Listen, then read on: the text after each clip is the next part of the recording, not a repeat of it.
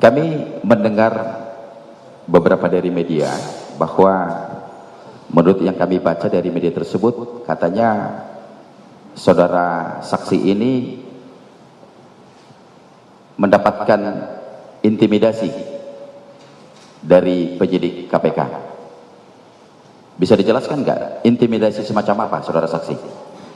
Iya, jadi yang mulia, saya ini juga saya agak curhat sedikit mungkin yang mulia ya, sambil memberikan keterangan.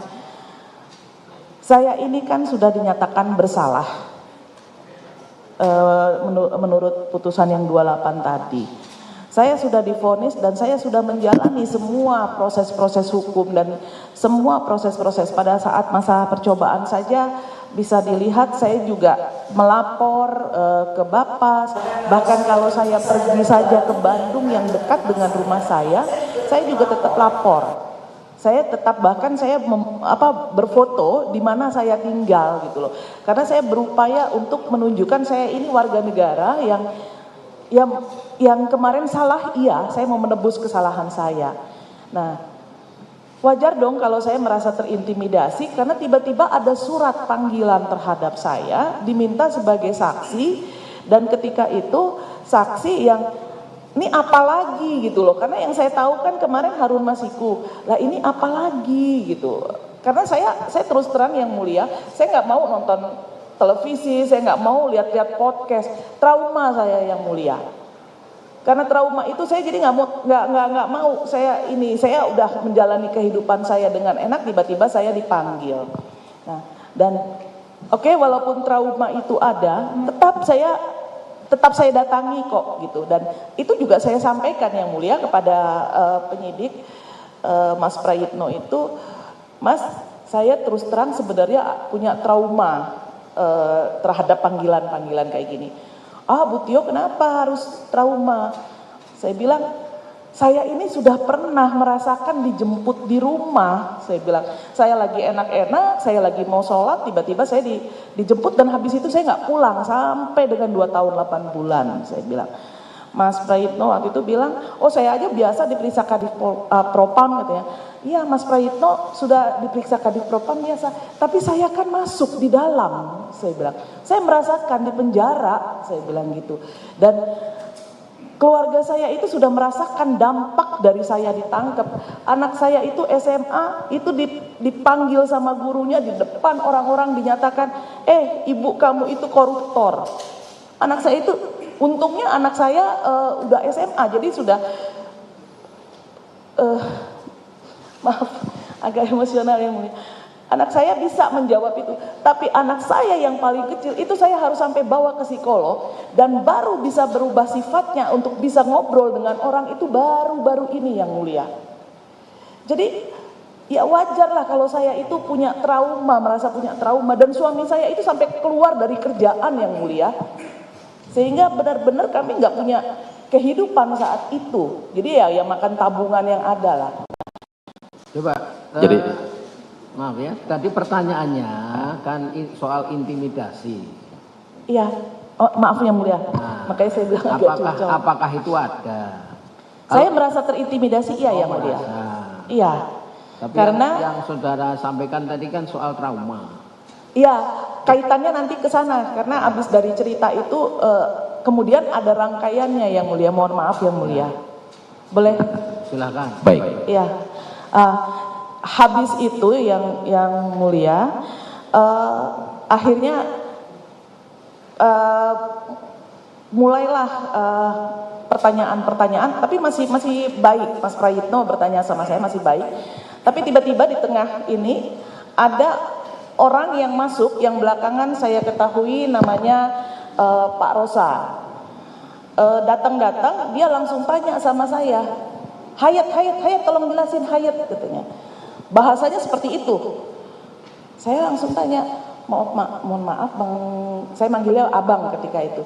Mohon maaf Bang Rosa, Hayat apa ya? Saya bilang gitu. Hayat, udahlah jelaskan Hayat apa Hayat. Saya tuh bingung. Saya bilang, Hayat apa? Saya tolong dikasih clue-nya deh, saya bilang gitu. Saya nggak ada bayangan saya tuh mengenai itu, nggak ada ingatan saya bilang di dalam itu. Terus dia langsung ngomong sama saya, udahlah ayo kita adu deh siapa yang lebih kuat katanya. Sampai berapa lama sih Bu Tio tuh bisa tahan katanya. Terus saya bilang, astagfirullah, lillahi ta'ala Bang, saya ini nggak ngerti itu hayat apa, tolong dikasih penjelasan kepada saya. Kalau saya tahu ya saya akan jelaskan, kalau saya mengerti saya akan jelaskan. Sampai saya ngomong, pada saat pemeriksaan saya yang waktu itu saya dijadikan tersangka, saya bilang, jaksa penuntut umum dan ketua Satgas menyatakan paling kooperatif itu saya loh, saya bilang gitu. Nah saya mesti menjawab apa kalau saya tidak tahu, saya bilang. Baik, ya gimana ya. Jadi saya ya udahlah katanya dia. Sampai berapa lama sih Bu Tio bisa tahan? Lillahi ta'ala Bang, saya bilang. Saya ini sudah menjalani, kalau memang saya masuk lagi, karena begini, ada lagi satu yang bagi saya, itu mengintimidasi saya dibilang, Bu Tio itu berapa lama hukumannya sih? Saya bilang vonis saya 4 tahun. Bu Tio itu penerima, itu 4 tahun tuh ini, cepet loh itu, ringan loh itu 4 tahun katanya. Saya bilang, ya saya sih serahkan pada hakim. Kalau bagi saya 4 tahun itu tidak adil bagi saya, tapi ya hakim sudah mengatakan begitu, saya mau bilang apa? Terus dia bilang, bukan berarti Bu Tio nggak bisa lagi loh saya tambah hukumannya. Bu Tio tahu kan pasal 21? Ya saat itu sebenarnya saya nggak tahu pasal 21. Itu pasal 21 Bu Tio bisa saya kenain pasal 21. Dia bilang, ya sudahlah, saya bilang, saya ini saat ini sudah lillahi ta'ala, kalau memang saya masuk lagi berarti Allah menakdirkan saya masuk lagi, saya bilang. Itu benar-benar saya katakan begitu. Nah, kemudian dia keluar sambil mukul meja, dia keluar. Yang kemudian lembut sama saya itu Mas Praitno. Sudah Bu Tio mohon dimengerti saja, beliau itu punya pengalaman yang buruk kemarin waktu Bu Tio kasusnya yang lalu. Saya bilang, loh kalau soal trauma sama, saya kan udah cerita sama Mas, saya bilang saya juga punya trauma loh. Saya bilang, saya nggak menikmati uangnya, saya nggak ngerasain apa-apa, tapi saya yang hukumannya paling lama, saya bilang gitu. Tapi saya menjalaninya dan saya menunjukkan kooperatif saya terhadap KPK, saya datang loh sekarang ini, saya bilang gitu. Dalam kondisi saya yang sakit, yang sebenarnya saya nggak boleh, karena saya tahu di luar itu wartawan pasti akan berkerumun. Dan saya itu sebetulnya tidak boleh mendekati kerumunan yang banyak, karena saya posisinya gampang tertular penyakit, dan kalau orang hanya 2 hari, saya itu bisa seminggu, bisa 10 hari, dan efeknya itu, dan itu terjadi yang mulia, karena habis itu setelah pemeriksaan itu nggak lama kemudian saya itu masuk UGD, karena saya tidak bisa bangun, saya tidur, ketika saya bangun saya langsung pingsan. Itu terjadi berulang-ulang selama 2 hari, akhirnya saya masuk UGD. Saya harus dirawat, tapi karena uangnya saya persiapkan untuk keberangkatan saya berobat ke Cina, saya minta saya tolong kasih obat saja. Jadi saya diinfus, saya disuntik, saya berobat. Nah, pas pulang dari rumah sakit itu, malah yang di rumah saya ngasih tahu, Ibu ini ada surat dari saya nggak tahu nih dari JNE katanya. Saya terima suratnya, saya buka. Ternyata surat pencekalan yang mulia. Pencekalan dari KPK terhadap saya, dan yang paling lucu terhadap suami saya yang mulia. Suami saya itu kan tidak pernah dipanggil sebagai saksi, tiba-tiba dicekal. Nah saya itu sudah minta izin yang mulia untuk berobat, dan saya sudah diambil sumpah, tiba-tiba saya dicekal. Nah, saya jadi bingung, loh kalau gitu ngapain kemarin saya itu sudah sangat kooperatif, sudah ini. Saya kemudian ya tentunya yang mulia, saya melapor kepada saya menghubungi lawyer saya kembali, yang sebenarnya lawyer saya itu sudah saya putus. Kenapa saya putus? Karena itu permintaan waktu itu, bukan permintaan, itu anjuran dari penyidik. Karena saya dipertanyakan, kenapa Bu Tio didampingi sama penyidik, sama lawyer. Saya bilang, saya ini punya trauma, saya bilang. Nah, saya nggak ngerti masalah hukum, maka saya ingin ada orang yang. Terus Pak Rosa itu masuk lagi, sebelumnya udah masuk, terus dia tanya, dari PDI Perjuangan ya? Saya jawab iya. Karena yang terfikir oleh saya ketika saya dipanggil dan saya diskusi dengan suami, karena saya sudah menghubungi lawyer-lawyer saya yang lalu, bahkan yang bukan dari PDI Perjuangan sudah saya hubungi. Merekanya tidak bisa, saya nggak tahu apakah mereka tidak bisa karena takut atau mereka tidak bisa karena, tapi jawabannya mereka punya klien. Nah, sementara saya kan harus segera didampingi ya. Yang terfikir itu ya udah lawyer yang ada. Nah, tapi ternyata itu kemudian menjadi persoalan di dalam. Ya saya bilang gini aja, nggak apa-apa, saya nggak usah pakai itu, tapi tolong bantu saya lawyer. Kalau ada KPK memberikan lawyer kepada saya, nggak usah membayar, saya yang bayar. Tapi tentu sesuai dengan kemampuan yang ada pada saya. Tolong kasih tahu siapa lawyernya, saya bilang gitu. Saya supaya bisa berdiskusi masalah hukum dengan yang saya tidak ketahui bahasa-bahasanya, saya bilang gitu. Nah, saat itu disarankan saya untuk kalau Ibu Tio merasa tertekan, kita akan berikan rekomendasi Ibu untuk ke LPSK. Saat itu saya langsung ngomong, mohon maaf Mas, mohon izin, ada Pak Rosa kan di situ. Saya bilang, ini ada CCTV. Saya bilang, saya mau memberikan pernyataan ini. Saat ini saya justru merasa tertekan oleh Bang Rosa. Saya bilang, tadinya saya dengan Mas Prayitno nggak ada, saya merasa tertekan. Tapi dengan cara Bang Rosa, saya saat ini merasa tertekan. Saya bilang begitu. Akhirnya Bang Rosa itu sampai, Pak Rosa itu sampai bicara sama saya, berapa sih Bu Tio dapat kompensasi? Katanya. Kompensasi apa? Saya bilang gitu. Iya, udah dapat berapa dari Hasto? Katanya. Astagfirullah, saya bilang, saya itu sampai detik ini tuh belum pernah ketemu, justru saya pengen ketemu, saya bilang gitu. Saya ditanya, loh kenapa pengen ketemu Mas Hasto? Loh saya pengen tanya, ini bener gak sih yang berkeliaran isu-isu yang ada di luar? Karena akibat yang seperti di luaran ini, saya kan menjadi menderita seperti sekarang ini. Saya itu kena kanker itu saya ketika di rutan KPK, yang baru ketahuan 2 tahun kemudian setelah saya bebas. Nah, ya sudah Bu Tio, akhirnya Pak Rosa ini keluar, kemudian Mas Prayitno, udah ya Bu Tio yang sabar. Akhirnya saya kembali ini lagi, iya Mas, saya bilang, saya ini udah memberikan keterangan yang sejujur-jujurnya kok. Sekarang gini aja, apa yang KPK mau tanya kepada saya jawab, saya bilang gitu. Tapi tolong, saya jawab yang saya tahu, yang saya mengerti. Kalau saya nggak tahu, saya nggak mengerti, saya nggak mau jawab. Saya bilang, saya itu pertama BAP saya itu sudah jadi fakta persidangan, nggak mungkin saya rubah lagi. Saya bilang gitu. Terus yang kedua, kalau saya bohong, itu kan saya akan terancam pasal memberikan kesaksian palsu. Saya bilang, saya nggak berani, makanya saya bilang gitu.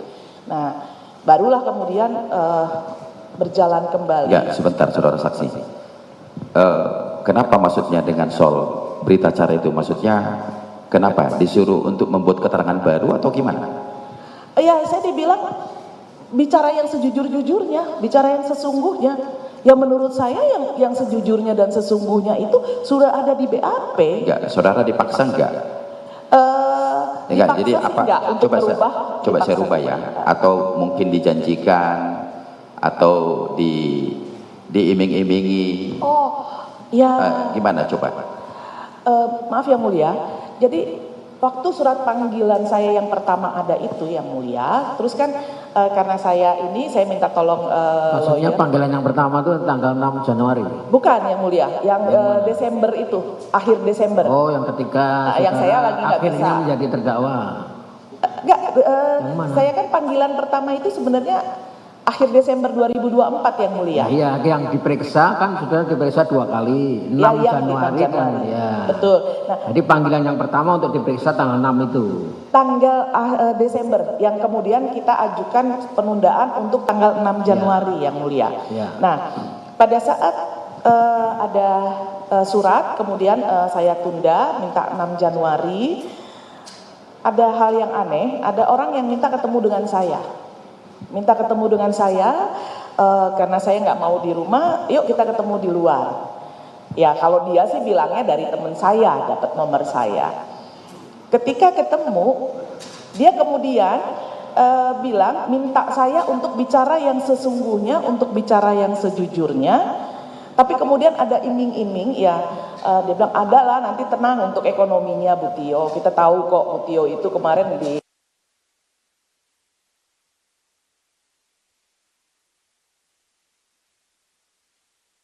ekonomi Bu Tio itu nanti bisa kita beresin. Nah, itu ada. Tapi saya bilang waktu itu. Ya, maksudnya diiming-imingi, maksudnya dijanjikan ya, sejumlah uang begitu? Iya, jadi dia hanya bilang, jadi gini, uang tapi untuk memperbaiki ekonominya Bu Tio. Uang untuk memperbaiki ekonomi Bu Tio, tapi tidak hanya berhenti di uang itu saja. Bahwa ekonominya pokoknya kembali lagi seperti dulu lagi lah gitu ceritanya yang mulia. Tapi saya jawab saat itu, maaf, karena laki-laki saya panggilnya Mas saat itu, maaf Mas, saya ini sudah menceritakan yang sejujurnya dan sesungguhnya. Saya tinggal nanti menunggu kalau KPK memanggil saya nanti ketemu. Kalau saya tahu saya pasti akan jawab jujur kok. Saya pasti akan menjawab yang sesungguhnya.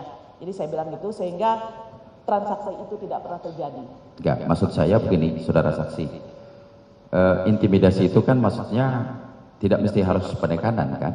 Artinya menjanjikan suatu hal atau iming-iming apa, nah kan? Jadi pernahkah disampaikan? Kan katanya tadi bicaralah yang sejujurnya, ya kan? Sementara menurut keterangan saudara saksi, bicara yang sejujurnya itu adalah fakta di persidangan yang sudah ingkrah pada putusan itu. Emang seperti apa yang diminta? Maksudnya apakah harus merubah keterangankah yang di BAP? Atau misalnya mengatakan udah akuin sajalah uang itu dari si Anu misalnya, bisa nggak saudara jelaskan itu? Enggak sih, enggak persis seperti itu. Dia hanya mengatakan tolong Bu Tio bicara yang sejujurnya. Ini penyidik ya. Tolong Bu Tio bicara yang sejujurnya. Tolong Bu Tio bicara yang sesungguhnya. Bukan, pertanyaan saya terhadap tadi orang yang ibu saudara saksikan didatangi seseorang tuh. Iya, itu ya. Hanya dinyatakan begitu, tapi dalam tanda kutip, ya pesannya sesuaikan aja dengan yang ditanya nanti. Dengan yang ditanya ya, asumsi saya ya saat itu ya, yang akan menanyakan saya kan. Artinya dijanjikan dengan sejumlah uang ya, dijanjikan ya? Uang dan perbaikan ekonomi. Boleh tahu berapa jumlah uangnya? Ya. Disebutkan saja nggak apa-apa. Ya Pak, sekitar 2 miliar. 2 miliar. Jadi dijanjikan 2 miliar ya? Ya. Artinya untuk bicara yang untuk dengan maksud mengarahkan saudara saksi untuk merubah keterangan yang sudah ada di BAP begitu ya? Kalau merubah tidak seperti itu bahasanya. Bagaimana maksudnya? Ya itu tadi, bicara yang sesungguhnya, sejujurnya sesuaikan dengan yang pertanyaan. Oke, jadi artinya disesuaikan dengan pertanyaan ya? Iya. Ya, oleh pertanyaan siapa nanti? Dia nggak bilang, tapi asumsi saya kan dipanggil oleh KPK.